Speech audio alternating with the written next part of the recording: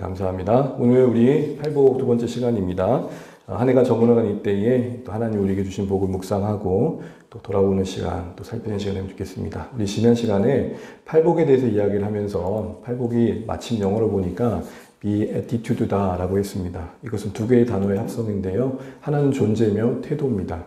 결국 팔복이 우리에게 주고자 하는 복은 우리 존재와 우리의 성품과 우리의 삶과 연관되어 있는 것이죠. 사실은 복은 우리의 태도에 의해서 달라질 때가 참 많습니다. 예를 들어 우리의 동일한 조건과 환경 속에서도 어떤 존재로 살아내느냐, 어떤 태도로 그 현실을 마주하느냐가 사실은 우리에게 복이 되기도 하고 그렇지 않기도 하죠. 그래서 성경이 우리에게 말하는 진정한 복, 우리 모두가 너무 잘 알 텐데 예수님의 진리 안에서 일단 내가 누구인지를 깨닫고 그 깨달은 나로서 요구되어지는 삶을 살아내는 것이며 그 안에 약속된 만족을 누리는 것이다 할 수 있을 것 같습니다. 그래서 어떤 행동과 어떠한 성취와 업적보다 내 존재에 대한 시선이 우선되고 있다는 거, 그걸 다시 한번 생각하고 하나님께서 우리가 어떤 존재로 서길 원하시는지를 생각하면 좋겠습니다. 오늘 두 번째 곡인데요. 함께 읽도록 하겠습니다.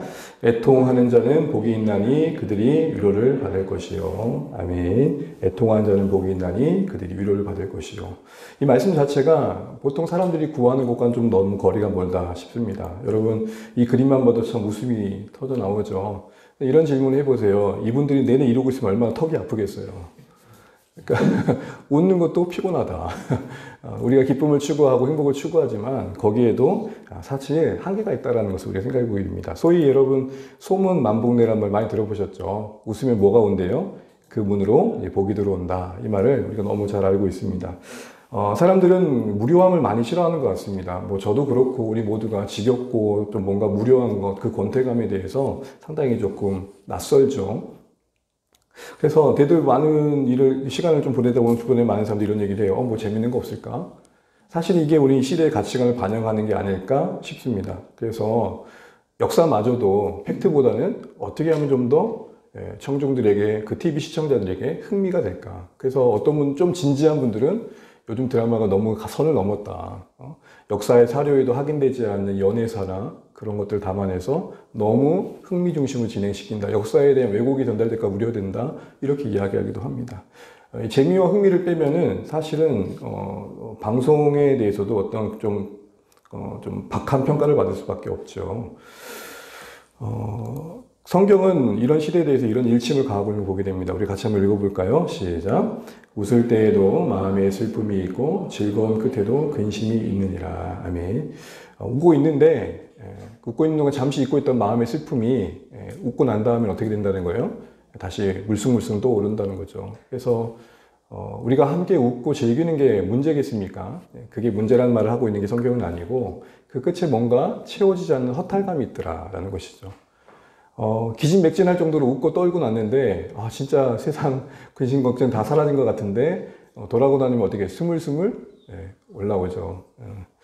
이런 현실에 대해서 우리가 좀 고민을 해보자라는 거고, 결국 이런 현실에, 이런 존재에 있는 우리에게 주시고자 하는 복은 어떤 과정을 지나야 되느냐, 이게 오늘 나눌 이야기인데요. 이 말씀만 보고 본다면 이런 질문을 할 수 있을 것 같아요. 왜 그런가 인간이?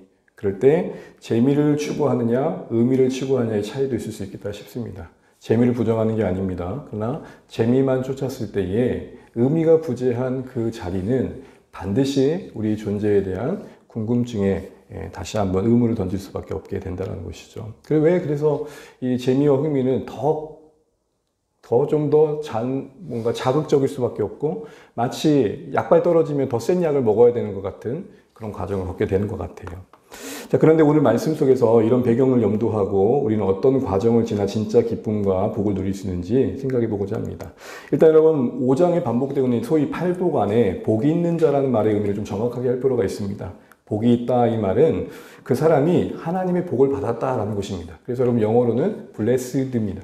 그러니까 수동태인 거죠. 하나님의 복과 은혜를 받은 사람들은 이런 사람들이고 그런 사람들은 이러한 이유 때문에 행복합니다. 이게 지금 계속된 구조입니다. 그러니까 복이 있다 이 말은 그 사람은 하나님의 은혜 아래 있는 자입니다. 어떤 사람이요? 애통한 자가. 이런 얘기를 하고 있는 겁니다. 애통이라는 의미가 뭘까요? 헬라어로는 펜툰테스라는 말인데요. 슬픔을 말하긴 하지만 단순한 슬픔을 말할 때 이 단어가 쓰이지는 않습니다. 표현된 것처럼 창자가 끊는 듯한 아픔, 뼈를 깎는 듯한 고통. 이 아픔과 고통이 수반된 슬픔을 뭐라 그러느냐? 페튼테스라 그러고 그게 바로 이 애통이라는 단어입니다. 한마디로 말한다면 울부짖을 수밖에 없는 슬픔. 여러분 혹시 이런 슬픔을 경험한 적 있나요? 그냥 터져 나오는 거죠. 꺼이꺼이 터져 나올 수밖에 없는 슬픈 말입니다. 잠시 잠깐의 우울감과는 전혀 다른 겁니다. 정말 이 슬픔을 지나게 되면 어찌할 수 없는 그런 영적인 정서를 우리가 갖게 됩니다. 그렇다면 여러분 예수님이 말씀하시는 그 애통함, 그 극한의 고통이 수반된 애통함은 어떤 종류의 애통일까요? 보통 우리가 애통 그러면 슬픔 그러면은 두 가지인 것 같아요. 가장 자신이 아끼던 것을 잃어버렸을 때, 어떤 물건이든 어떤 대상이든 어떤 존재이든 가장 아낀 것들을 상실했을 때 오는 고통이 있고 슬픔이 있죠. 또 하나는 뭡니까? 갖고 싶은데 충분히 그 갖고 싶은 것들을 얻지 못할 때, 말하면 불충분함의 어떤 슬픔이라고 할 수 있을 겁니다. 근데 여러분 우리가 다 아시고 계신 것처럼 팔복은 어떤 슬픔입니까? 영적 슬픔이고 또 다른 말로 말하자면 죄에 대한 슬픔, 탄식을 이야기합니다. 죄에 대한 슬픔이란 건 뭘 말할까요? 이렇게 부를 수 있습니다. 죄에 대한 깊은 회개.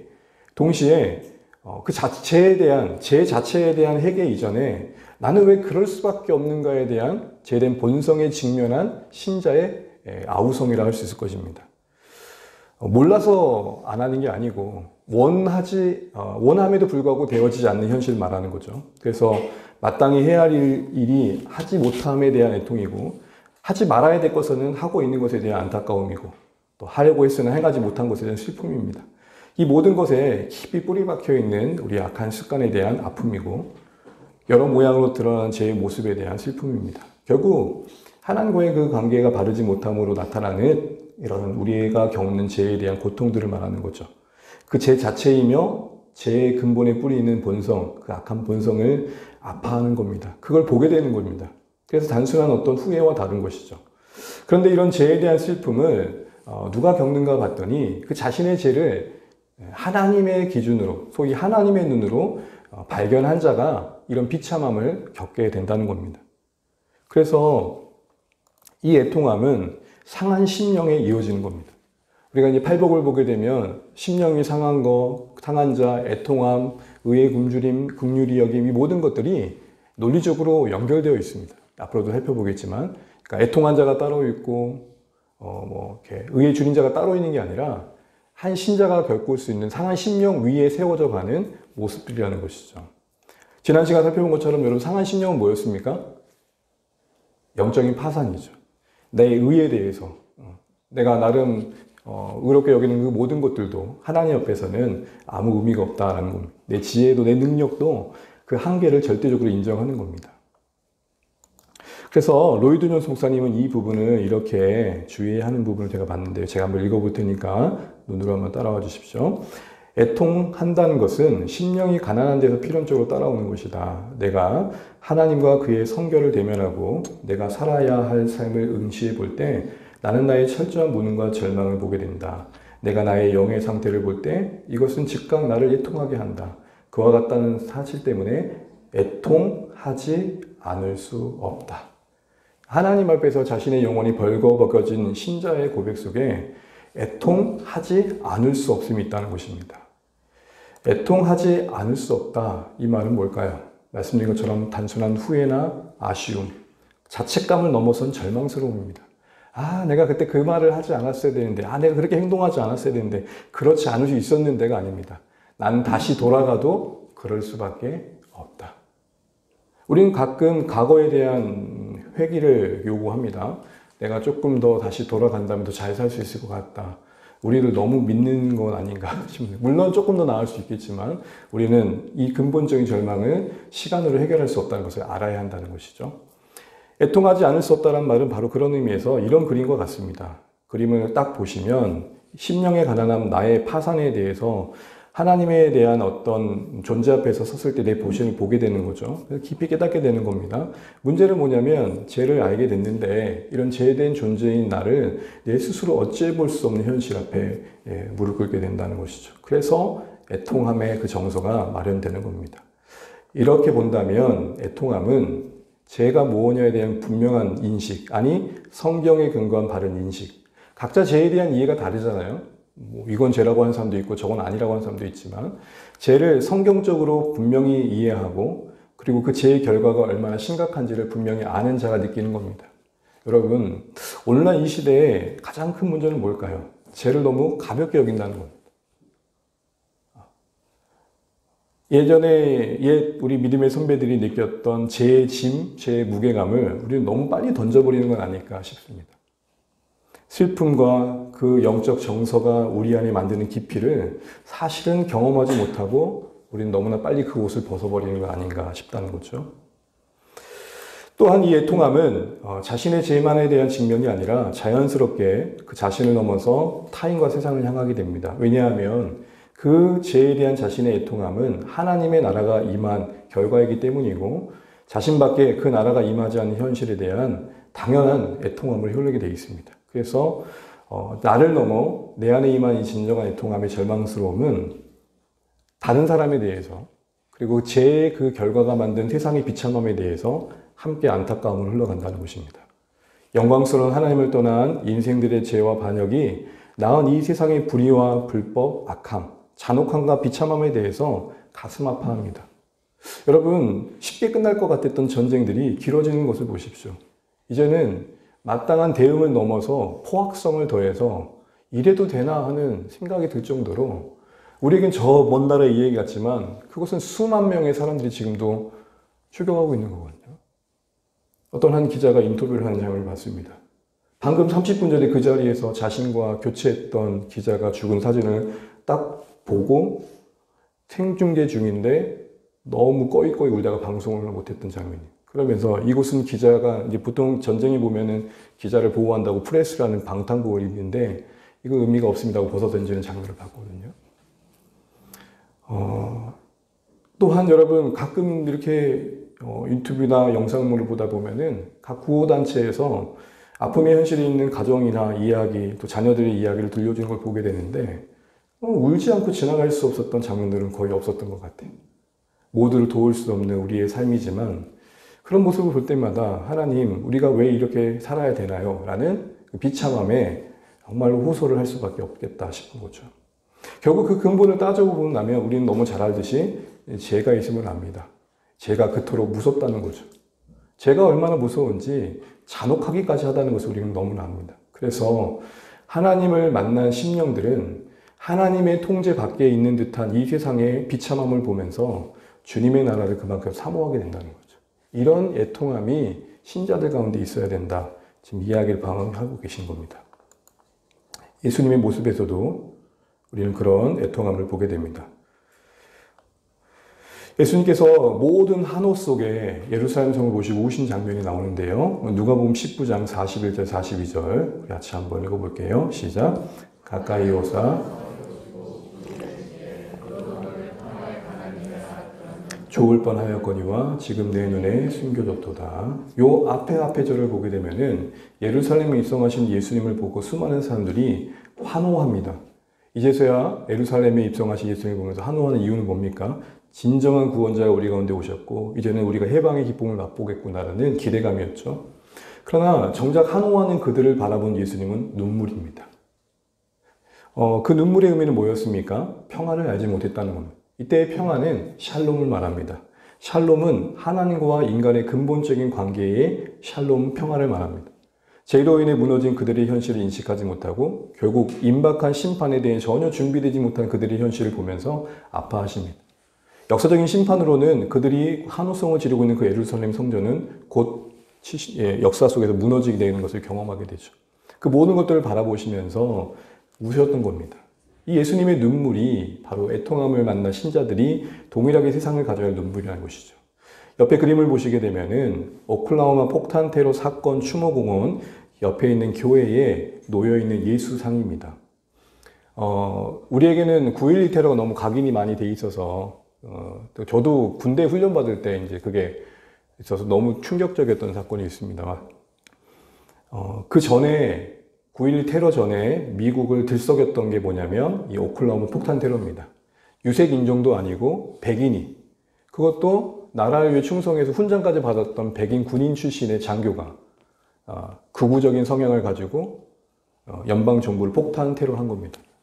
수많은 사람들이 죽었습니다.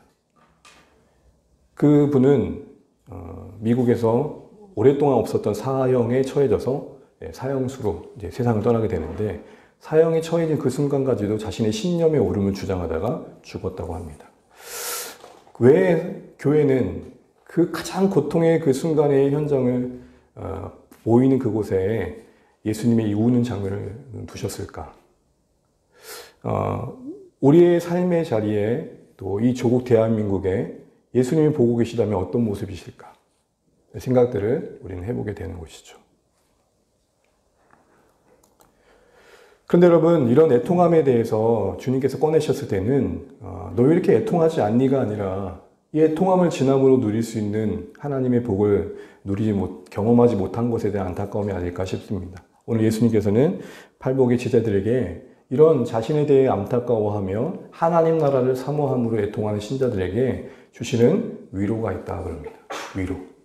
여러분, 위로란 말을 우리가 너무 많이 쓰는데 위로는 어떤 의미일까요?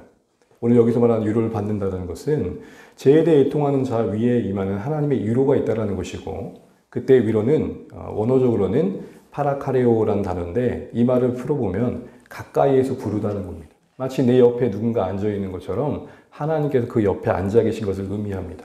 그렇기 때문에 위로를 받는다 이 말은 그 위로를 통해 하나님을 가까이 경험하게 된다 이 말을 하는 겁니다. 슬픔 때문에 그것이 아니었으면 경험할 수 없었던 하나님과의 친밀함이 맛보아진다. 지금 예수님께서 그 얘기를 하고 계시는 겁니다. 그럼 여러분, 이 애통한 자가 경험하는 위로가 뭘까요?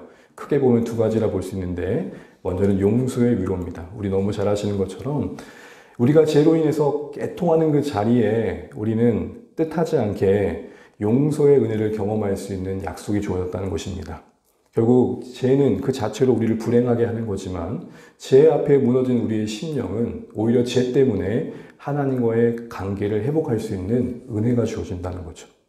죄에 대해 아파하고 가슴앓이하는 신자들을 향한 하나님의 시선은 긍휼이기 때문에 그렇습니다. 그리고 그 긍휼의 증거는 이 땅에 우리 모든 죄의 문제를 해결할 예수님을 보내셨음에 선포되어 있습니다. 죄에 대한 참된 자각은 바로 죄에 대해 유일한 용서와 해결책이신 하나님을 만나게 되는 기회가 된다는 겁니다. 누가 구원자이신 예수님을 절대적으로 찾게 될까요? 자신 안에 그 죄의 문제를 해결할 수 없음을 절망하는 자입니다. 누가 예수님을 필요할까요? 누가 예수님이 진정한 구주가 될까요? 자신의 죄를 직면하고 애통해야 한 자입니다. 예수님의 죽으심이 바로 자신의 죄와 형벌 때문임을 아는 자가 그 용서와 은혜를 누리게 된다는 것. 이건 마치 누추한 옷을 벗겨 의의 새 옷을 입혀주심에 영적 청량함을 경험하는 것과 다를 바가 아닙니다. 예수님은 제자들에게 그래서 이 용서받음을 회개를 통해 그 죄 씻음을 목욕하는 것과 손 씻는 것으로 비유합니다. 여러분 최근에 목욕하셨나요? 질문이 좀 웃긴가요? 어쨌든 오랫동안 묵었던 때를 이렇게 벗겨내고 나면 다들 이렇게 말합니다. 뭐라고 말하죠? 아이 개안타, 개운하다 이렇게 얘기를 합니다. 시편 32편 12절에 그런 기쁨을 다윗은 이렇게 노래합니다. 우리 같이 한번 읽어볼까요? 시작. 허물의 사함을 받고 자신의 의가 죄가 가려진 자는 복이 있도다. 이어서 예수님도 우리의 죄에 대해 그 무거운 짐을 지고 우리에게 이렇게 약속하십니다. 수고하고 무거운 짐진 자들아 다 내게로 오라 내가 너희를 쉬게 하리라. 그래서 앞서 로이드 존슨 목사님의 말에 이으면 이렇게 얘기합니다. 죄에 대한 애통의 의미를 먼저 알기 전에는 그 누구도 예수님의 진정한 자신의 구주로 만나기가 어렵다라는 것입니다.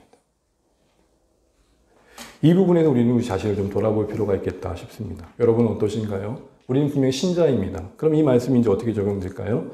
신자된 이후에도 우리의 죄의 문제에 대해서 우리는 얼마나 정직하게 직면하고 있고 여전히 그 죄로 인해서 나는 나의 영원한 구원자이신 예수님께로 가는 그쪽으로 나아가는 믿음의 소망의 선택이 있는가를 돌아봐야 한다라는 것이죠. 두 번째 위로는 소망의 위로입니다. 이런 죄의 문제로 힘겨워하다 보면 복음 안에 약속된 영원한 소망을 더 사모하게 됩니다. 애통하는 성도들은 죄의 짐으로 신음하는 현실을 살아갑니다. 그러나 역설적으로 그 쉬는 만큼, 그 짐진 만큼 갈망케 됩니다. 모든 눈물을 닦아주시고 나를 지금 힘겹게 누리는 죄와 나에게 탄식을 만드는 이 죄의 무게를 온전히 거두어신 그날을 그리워하게 되어 있습니다. 정말 죄 때문에 괴로운 인생들은 죄가 없는 것을 사모하게 되어 있습니다. 여러분, 이 땅에서 우리는 죄와 싸워야 할 자리에 있다는 게 힘겨운 겁니다. 우리의 신분은 영원하여 하나님의 자녀라는 그 자녀됨의 신분을 뺏기지 않을 것입니다. 그러나 그러기 때문에 자녀로 부르는 우리 인생에 이 땅에서 죄와의 싸움은 더 힘겨운 것이죠. 그런 만큼 이게 정말로 애통함으로 와닿는 사람들은 이 모든 고통을 거두어지는 그 날을 소망하게 되어 있습니다. 근데 이 소망이 신비롭게도 우리 안에 욕망의 입맛을 체험으로 느꼈던 그 어떤 기쁨보다 더한 기쁨을 만들어줍니다. 이 신비를 오늘 예수님은 우리에게 말씀하시고 신자들에게 다시 한번 돌아보도록 돕고 있는 것이죠. 이렇게 보면 소결론을 맺으면 이렇습니다. 여러분, 신앙은 우리 현실에 마주한 이 죄로 인한 슬픔을, 또 어떤 고통의 슬픔들을 제거하는 비법이 아닙니다. 신앙의 가장 원리를 보게 되면 결국은 이런 얘기입니다. 슬픔의 역사를 알라는 것입니다. 슬픔의 신비를 경험하라는 것입니다. 하나님은 우리에게 이 슬픔을 회피하지 말고 통과함으로 기뻐하길 원합니다. 슬픔의 무게만큼 예수 그리스도가 빛날 것입니다. 슬픔의 고통만큼 그리스도의 우리를 위해 피 흘려주심이 값질 것입니다. 절망만큼, 그 깊이만큼 위로가 담긴다는 것입니다. 그래서 신자의 삶은 슬픔을 거두는 삶이 아니라 슬픔을 계기로 그 모든 슬픔을 거둘 수 있는 주님께 더 가까이 가게 되는 삶입니다. 그래서 슬픔을 통과한 기쁨이라는 말이, 말도 안 되는 이 말이 신자의 생에 가능케 되는 것이죠. 그래서 슬픔을 거두시는 게 아니라 슬픔을 이기는 위로로 우리의 인생을 붙잡아 주신다는 게 성경의 약속이라는 것이죠. 그래서 애통한 자에게 복이 있다는 말씀을 하시는 겁니다. 애통을 거두시겠다는 말씀이 아니라 애통하는 그 현장에 복을 주심으로 감당케 하시겠다라는 것입니다. 그래서 이 슬픔은 우리의 거룩의 여정에도 유익을 주는 것이, 애통의 깊이, 회개의 깊이, 이 죄에 대한 안타까움의 깊이만큼 성숙은 만들어지는 것입니다. 그게 위선적인 회개가 아니라면 진짜 고통의 회개는 다시는 그 죄를 쳐다도 보지 않는 쪽으로 자신의 삶을 만들게 되어 있는 것입니다. 그래서 바울도 그 신앙 여정에 우리가 너무 잘 알고 있는 이런 고백을 하는 거 아닙니까? 우리 색깔만 한번 읽어볼게요. 시작. 오호라, 나는 곤고한 사람이로다. 누가 나를 건져내리야. 우리 주 예수 그리스도로 말미암아 하나님께 감사하리로다. 그의 공고함은 무엇입니까? 이때 공고함은 정말 죽을 만큼 힘들다는 말이 다른 말입니다. 그 안에 마음의 한복판에 하나님을 구하는 마음도 있지만 여전히 죄의 마음도 있어 힘겹게 싸우고 있다는 것입니다. 그걸 사망의 고통이라고 얘기할 정도입니다. 얼마나 힘들었으면. 근데 이렇게 사망의 고통으로 힘겹게 죄의 싸움이 와닿는 게 뭘까요? 그만큼 거룩하게 살고 싶은 마음이 크기 때문에. 아예 죄와 무라일체가 되면 죄는 우리에게 그런 고통을 주지 않습니다. 죄를 안 지으려고 하니까 나온 고통이라는 것이죠. 근데 이 바울이 이 힘겨운 싸움에 결국 누구로 향합니까? 예수께로. 이게 바로 슬픔을 이기는 위로입니다. 어쩌면 복음의 신앙의 본질은 내가 달라짐으로 누리는 위로가 아니라 도저히 달라질 수 없는 내가 그런 나를 바꾸시겠다는 하나님의 약속에 나를 더 맡기는 겁니다. 애들이요, 좀 걸을 줄 알면 묘한 선택을 합니다. 어중간할 때는 손을 잡아요. 근데 걸을 줄 알잖아요? 여러분 기억나시죠? 어떻게 하던가요? 손 잡으면 못하 그래요? 뿌리쳐요. 얘가 그랬어요, 얘가. 다 그랬죠. 좀 걸을 줄 알면.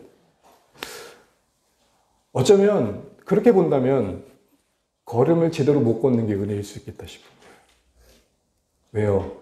그걸 이유 삼아서 하나님의 손을 더 붙잡을 수 있으니까. 절망이 우리 성화의 여정에 가져다주는 유익을 바로 아셔야 됩니다.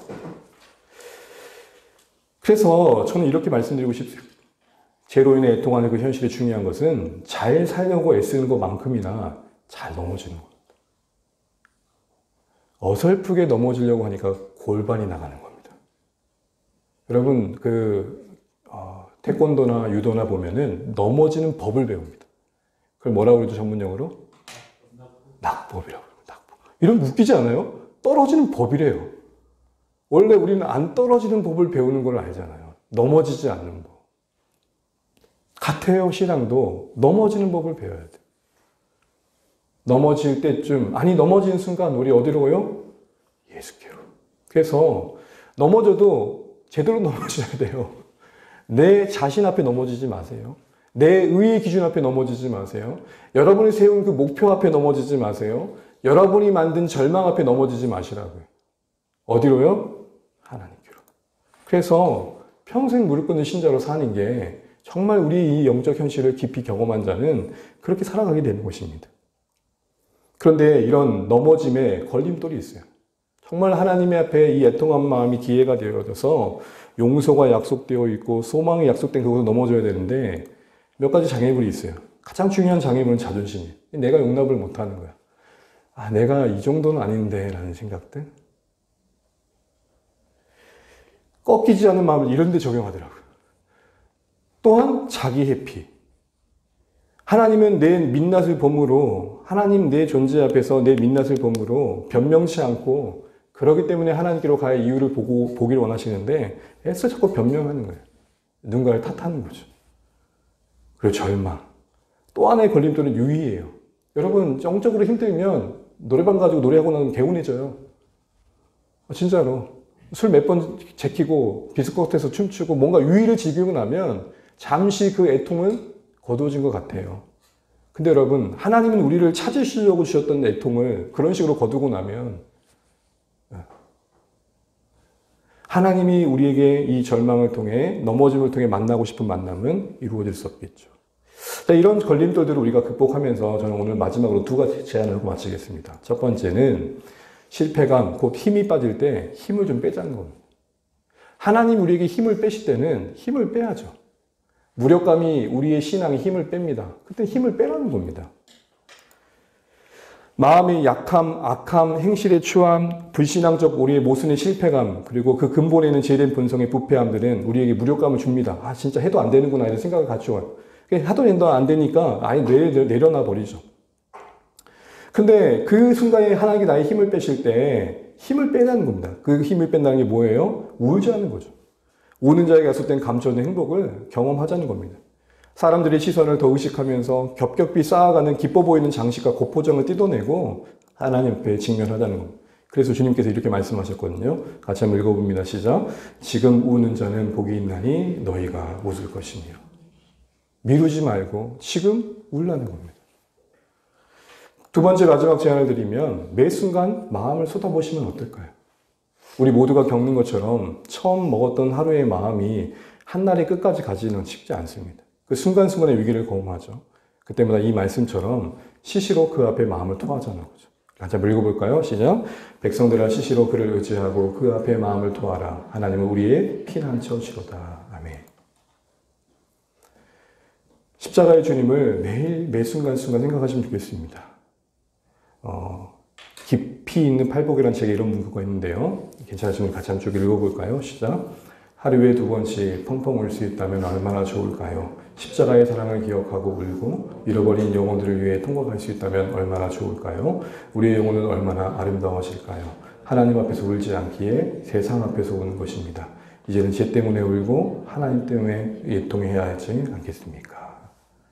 이 도전이 오늘 우리가 말씀을 외치면서 마음에 좀 새기는 도전이 아닌가 싶습니다. 하나님 앞에서 울지 않으니까 세상 앞에서 우는 겁니다. 애통하는 신자인지 한번 돌아보시죠. 그 애통함은 단순히 우울감이 아닙니다. 그냥 껄짝지근함이 아닙니다. 심령의 가난함이 만든 안타까운 마음입니다. 그리고 주님의 이런 경고도 우리가 들으면 좋겠습니다. 이런 심령의 가난함에 근거한 애통함을 회피한 채 피상적인 기쁨에 머물러 있는 우리에게 말씀하시는 겁니다. 이 두 말씀 이어서 계속 한번 읽어볼게요. 시작. 슬퍼하며 애통하며 울지어다. 너희 웃음을 애통으로 너희 즐거움을 근심으로 바꿀지어다. 너희 지금 웃는 자여 너희가 애통하며 울리로다. 다윗에게 하나님께서 울음을 주셨습니다. 그때 다윗이 깨달은 겁니다. 같이 한번 읽어볼까요? 하나님께서 구하시는 제사는 상한 심령이라 하나님이여 상하고 통회하는 마음을 주께서 멸시하지 아니하시리이다. 그 앞에 16절에 주께서 제사를 구하지 아니하시나니 라고 되어 있습니다. 하나님께서 본질적으로 우리 마음에 뭘 기대하신지를 오늘 두 번째 복을 통해 확인해 보게 됩니다. 결국 똑같은 결론에도 도착하게 됩니다. 여러분, 행복은 뭐라고요? 행복은 뭐라 그랬습니까? 행복은 항복입니다. 하나님 앞에 항복하시는 겁니다. 우리 이 사실 기억하시면서 정말 우리 안에 진실한 애통함이 있어서 하나님이 우리에게 주시는 위로의 복들을 사모하는 우리 신앙 여정이 되면 좋겠습니다.